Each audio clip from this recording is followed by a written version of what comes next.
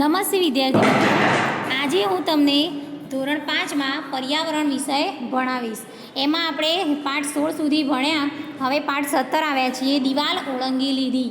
પાઠનું નામ છે દિવાલ ઓળંગી લીધી. તમે પેજ નંબર 154 પર જુઓ. એમાં 17મો પાઠ આપેલો છે દિવાલ ઓળંગી લીધી. તેની આંખોમાં સપના છે અને ઇન્ડિયન એક્સપ્રેસ 2007. હવે કોની આંખોમાં સપના છે એના વિશે વાત કરી છે. તો 13 વર્ષની અફસાના મંસૂરી નામની એક છોકરી છે અને એ 13 વર્ષની છે, જે ગુજરાન ચલાવવા વાસણો સાફ કરતી હતી. શું કરતી હતી? વાસણો સાફ કરતી હતી. તેણે દિવાલ કૂદી લીધી હતી. દિવાલ તેની ઝૂંપડી અને સ્થાનિક બાસ્કેટબોલ કોર્ટ વચ્ચે હતી. એ દિવાલ સમાજે છોકરીઓ માટે બનાવી હતી. તેની માતાએ તેના માટે જાતિની એટલે કે લિંગની દિવાલ બનાવી હતી. આજે અફસાના પોતે નાગપાડા બાસ્કેટબોલ એસોસિએશન એટલે કે NBA ઓફ મુંબઈ માટે મજબૂત આધાર એટલે કે પાયો બની ગઈ છે. આજે તે બીજી 5 છોકરીઓની પ્રેરણા સ્ત્રોત છે, જે તેમની રોજની મુશ્કેલીઓ પાછળ મૂકીને બાસ્કેટબોલ કોર્ટમાં આવે છે. આજે તે યુવા ટુકડી એટલે કે ટીમનો તારો ખાસ ખેલાડી છે. આ ટીમે મુંબઈ ક્લબની ટીમને આશ્ચર્યમાં મૂકી દીધી છે. ખૂબ જ ખમીર અને હિંમત સાથે આ ટીમ જિલ્લા કક્ષાની ટુર્નામેન્ટની સેમિફાઇનલમાં પહોંચી ગઈ છે. હવે ટુકડીની મુલાકાત, આ જે ટુકડી છે એની મુલાકાતને વિશેની વાત કરવામાં આવી છે. અહીંયા આ ટુકડીની મુલાકાત કરવાની. અમે સમાચાર પત્રમાં અફસાના અને નાગપાડા બાસ્કેટબોલ ટીમ વિશે વાંચ્યું. અમે વિચાર્યું આ છોકરીઓનો તમને પરિચય કરાવવા તેની મુલાકાત લઈએ. અમે ટ્રેન પકડી અને મુંબઈના છત્રપતિ શિવાજી એટલે કે Victoria terminus station railway station ઉતર્યા. ત્યાંથી અમે નાગપાડા તરફ ચાલવા લાગ્યા. અમને ત્યાં પહોંચવામાં ફક્ત 20 જ મિનિટ થઈ. ત્યાં અમે અફસાના અને નાગપાડા બાસ્કેટબોલ એસોસિએશનની બીજી છોકરીઓને મળ્યા. ટીમના સભ્યો સાથેની મુલાકાત વિશે વાંચો. હવે પેજ નંબર 155 પર તમે જુઓ. આ ખાસ ટીમને મળો, બરાબર. તો અફસાના, ઝરીના, ખુશનૂર અને આફરીનને મળો. પહેલાં તો તે છોકરીઓ શાંત હતી, પણ એકવાર તેમને બોલવાનું શરૂ કર્યું પછી તેઓ બંધ જ ના થઈ. ઝરીને શરૂ કર્યું, મારું ઘર આ મેદાનની બરાબર સામે છે. મારો ભાઈ ત્યાં રમતો હતો. હું મારા ઘરની બાલ્કનીમાં ઊભી રહેતી અને છોકરાઓને રમતા જોતી. તે સમયે હું ધોરણ 7માં ભણતી હતી. જ્યારે પણ છોકરાઓ મેચ રમતા ઘણા લોકો જોવા આવતા. જીતનાર ટુકડીની ખૂબ જ પ્રશંસા થતી. બધા ખેલાડીઓને બૂમો પાડી પ્રોત્સાહન આપતા.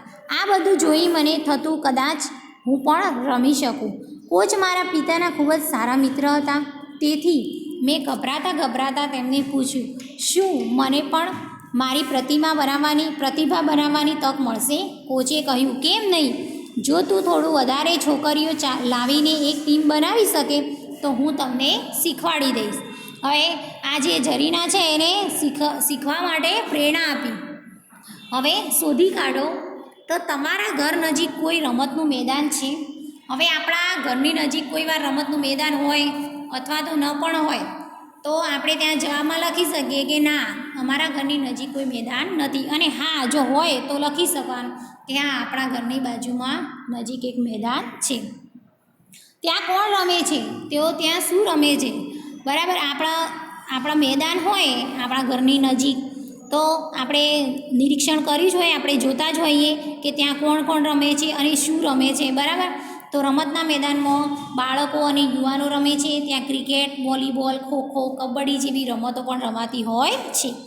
ત્રીજો પ્રશ્ન છે કે તમારી ઉંમરના બાળકોને પણ ત્યાં રમવાની તક મળે છે?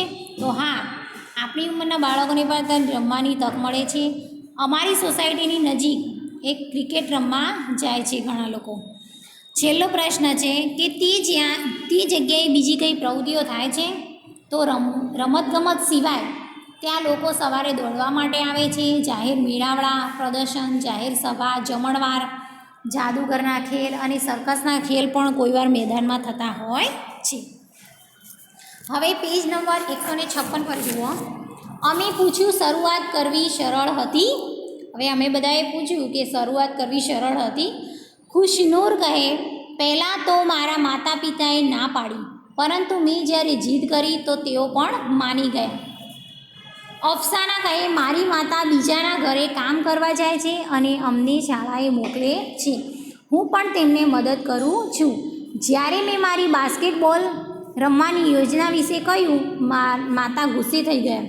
તેણે કહ્યું, છોકરીઓની બાસ્કેટબોલ ન રમાય. છોકરીઓથી બાસ્કેટબોલ ન રમાય એવું અફસાનાની મમ્મીએ કહ્યું. તારું કામ કર, શાળાએ જા અને મહેનત કર. મેદાન પર જઈને રમવાની જરૂર નથી. પરંતુ જ્યારે મારા મિત્રો અને કોચે મારી માતાની સાથે વાત કરી ત્યારે તે માની ગયા. આફરીન, અમને પરવાનગી ન હતી કારણ કે અમે છોકરીઓ છીએ. મારા દાદી અમારા બધા ઉપર ખૂબ ગુસ્સે થતા. છતાં પણ અમે ત્રણેય બહેનો અહીં રમવા આવતી હતી. દાદી અમને લડ્યા અને અમારા કોચને પણ. તેમણે કહ્યું, તમને રમવા યોગ્ય સાધનોની જરૂર પડશે. તમને શક્તિ માટે ખૂબ જ દૂધ લેવાની જરૂર છે. આ બધા માટે પૈસા ક્યાંથી આવશે? પરંતુ પિતાજી અમારી લાગણી સમજી ગયા હતા. તેમણે અમને રમતમાં વપરાતી ખાસ પ્રયુક્તિ એટલે ચાલ શીખવી. જ્યારે પિતાજી નાના હતા ત્યારે તે પણ આ મેદાન પર રમતા હતા. તેમની પાસે યોગ્ય બૂટ અને કપડાં ન હતા. તેઓ પ્લાસ્ટિકના બોલથી રમતા હતા. પિતાજી અમને કહેતા, જ્યારે અમે રમતા હતા ત્યારે બચ્ચુ ખાન કોચ હતા. બચ્ચુ ખાન નામના એક વ્યક્તિ હતા, એ કોચ હતા. કોચ એટલે જે રમતગમત શીખવાડે એ કોચ કહેવાય. તેમણે મારા પિતાને પહેલી વાર રમતા જોયા હતા. તેમણે લાગ્યું કે આ છોકરો સારું રમે છે અને તેને યોગ્ય કેળવણી આપવી જોઈએ. તેમણે મારા પિતાને યોગ્ય બૂટ અને કપડાં આપ્યા. મારા પિતાજી સારા ખેલાડી બની શક્યા હોત, પરંતુ તેમની ઘર પ્રત્યેની જવાબદારીઓના કારણે તેમણે રમત છોડી દેવી પડી અને નોકરી કરવી પડી. તેથી તે અમને રમવા દેવા માગતા હતા અને અમને સારા ખેલાડી બનાવવા માગતા હતા. જો એમણે શરૂઆત કરવી કેવી રીતે, તો ખુશનૂર, અફસાના અને આફરીન, આપણે કોઈ બી રમત રમવી હોય તો આપણા મમ્મી પપ્પાની પરમિશનની જરૂર પડે. એમને પૂછ્યા વગર કંઈ કામ કરવાનું ન હોય. તો આ ખુશનૂર, અફસાના અને આફરીન ત્રણેય પોતાના ઘરેથી પરમિશન મેળવી. હવે કહો, નીચે પ્રશ્નોના જવાબ છે. પ્રશ્નો આપેલા છે, એના જવાબ આપણે જોઈએ. તમને કોઈએ ક્યારે રમતો રમતા અટકાવ્યા છે? કઈ કઈ રમતો? તો હા, આપણી સોસાયટીમાં જ્યારે રમતો રમતા હોઈએ ત્યારે કોઈની બારીનો કાચ તૂટી જાય એ બાબતે આપણને ઘણા બધા ક્રિકેટ અને ગિલ્લી દંડો રમતા આપણને ઘણા બધા લોકોએ અટકાવ્યા હોય છે. બરાબર. હવે બીજો પ્રશ્ન છે, તમને કોણે અટકાવ્યા છે અને કેમ? પછી તમે શું કર્યું? તો સોસાયટીના લોકો જ્યારે ક્રિકેટ અને ગિલ્લી દંડો રમતા આપણને અટકાવે છે. બરાબર. પછી રમતો રમતી વખતે આપણે ઘરની બારીના કાચ અને ગાડીના કાચ તોડી નાખ્યા હોય એવા સમયે આપણને એ લોકો અટકાવે છે અને નજીકના રમતગમતના મેદાનમાં જઈને ક્રિકેટ અને ગિલ્લી દંડો આપણે રમી શકીએ છીએ. બરાબર. હવે પ્રશ્ન 3 છે, તમને કોઈએ રમવા માટે પ્રોત્સાહિત કર્યા છે? તો હા, આપણા શિક્ષકો જ્યારે રમતોત્સવ હોય છે ત્યારે શિક્ષકો કહે છે કે આપણે રમતોત્સવ રાખવાનો છે અને એમાં બધાએ ભાગ લેવાનો છે. અને ઘરે પણ આપણા માતા પિતા આપણને પ્રોત્સાહિત કરે છે. શાળાની દરેક રમતમાં ભાગ લેવા માટે આપણને હંમેશા પ્રોત્સાહન આપે છે. ક્રિકેટ, ઘણીવાર છોકરાઓની ક્રિકેટ રમત એ છોકરાઓની પ્રિય રમત હોય છે અને ક્રિકેટ બાબતે વધુ પ્રેક્ટિસની જરૂર પડે છે. બરાબર. હવે 157 પેજ નંબર પર જુઓ. અમે પૂછ્યું, અમને તમારી ટીમ વિશે કહો. બરાબર. અમે પૂછ્યું, અમને તમારી ટીમ વિશે કહો. એ જુઓ. એક છોકરી, શરૂઆતમાં અમને મેદાનમાં રમવા જવાનું થોડું વિચિત્ર લાગ્યું કારણ કે છોકરીઓની ટીમ તરીકે અમારી ટીમ પહેલી હતી. અમે જ્યારે મેદાનમાં રમતા ત્યારે લોકો અમને જોવા આવતા. તેઓ જિજ્ઞાસુ હતા કે છોકરીઓ વળી કેવી રીતે બાસ્કેટબોલ રમતી હશે. હવે તેઓને નવાઈ જેવું લાગતું નથી.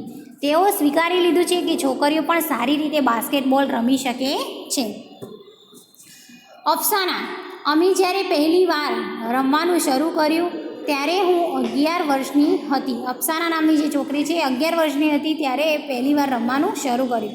તે સમયે અમને કોઈ જગ્યાએ મેચ રમવા જવાની છૂટ ન હતી. તેના હવે 2 વર્ષ થઈ ગયા. હવે અમે બીજી જગ્યાએ પણ મેચ રમવા જઈએ છીએ, પરંતુ આ બધું ફક્ત અમારી સખત મહેનત અને કોચની તાલીમના લીધે શક્ય બન્યું છે. હવે બીજી છોકરી: હા, અમે સાચે જ સખત મહેનત કરીએ છીએ. કોચ ખૂબ જ કડક છે. અમે પહેલાં સાથે દોડીએ છીએ અને પછી કસરત કરીએ છીએ. રમત સારી રીતે કેમ રમાય તે કોચ અમને શીખવે છે.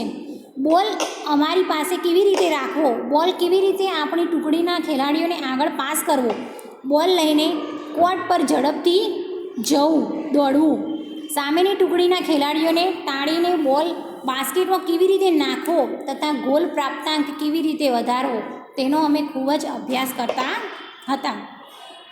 હવે બાસ્કેટબોલની રમત છે એમાં તમે જોયું હશે ટીવી અથવા સિરિયલોમાં, તો બાસ્કેટબોલની રમત એક બોલ હોય, એ જે હોય છે એ એક બાસ્કેટમાં નાખવાનો હોય છે, જે ખૂબ જ ઊંચે હોય છે.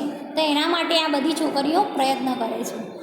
આફરીન: કોચ કહે છે જ્યારે રમતા હોય ત્યારે એવું નહીં વિચારવાનું કે તમે છોકરીઓ છો, ખેલાડીની જેમ રમો. જો તમને થોડી ઈજા થઈ હોય તો પણ રમવાનું ચાલુ રાખો. અમે એકબીજાને ટેકો આપતા અને કહેતા, ચલો ઉઠો, તમને સારું થઈ જશે. હવે અમારી રમત ખૂબ જ સુધરી છે. દરેક જણ કહે છે કે અમે ખૂબ જ સરસ રમીએ છીએ.